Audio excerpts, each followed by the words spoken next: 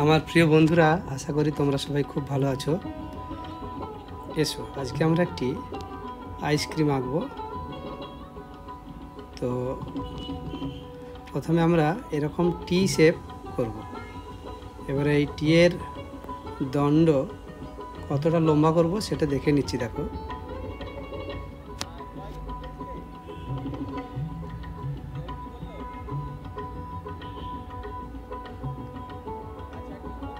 এটা ঠিকঠাক মাপটা হলো। কতটা লম্বা করেছি বুঝতে পারলে তো? ওই টি এর উপরের দণ্ডটি মানে হরাইজন্টালটি যতটা লম্বা আর ভার্টিক্যাল লাইনটি তার থেকে 2.25 গুণ লম্বা হচ্ছে, মানে 1 গুণ এবং 2 গুণের চেয়ে একটু কম। এরপর দুই দিকটা একটু করে বাড়িয়ে যতটা চওড়া হলো সেখান থেকে একটা ত্রিভুজ শেপ করলাম। এবার সেই উপরের যে ভার্টিক্যাল লাইনটা আছে সেটাকে সমান 3টে ভাগে ভাগ করে দিলাম। এরপরে নিচের ভাগটিতে একটি কার্ভ, তারপরে কার্ভ, তারপরে আবার একটি কার্ভ, এরপরে এদিকে কার্ভ, বাঁদিকে কার্ভ একটি, ডান দিকে একটি কার্ভ, আবার বাঁদিকে একটি কার্ভ, ডান দিকে একটি কার্ভ, বাঁদিকে কার্ভ, ডান দিকে কার্ভ, আর একটু সামান্য মাথাটা এরকম করলাম।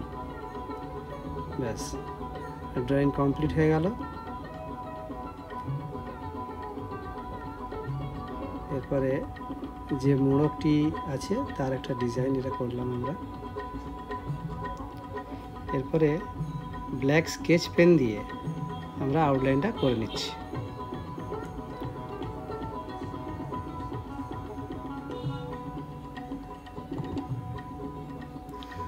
তোমরা যেমন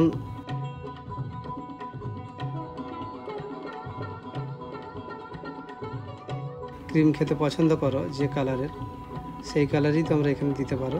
আমি এখানে পিঙ্ক কালার দিচ্ছি, রেড দিয়ে তারপরে পিঙ্ক দিয়ে এটা মিক্সিং করে দেবো, তাহলে পিঙ্ক কালারের এটা ক্রিমটা হলো।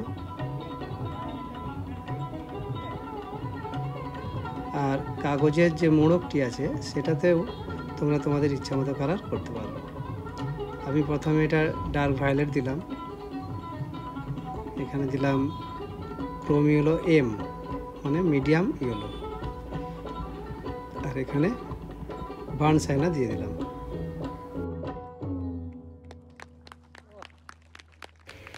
আজকের ক্লাস এই পর্যন্তই, আবার দেখা হবে পরবর্তী ক্লাসে।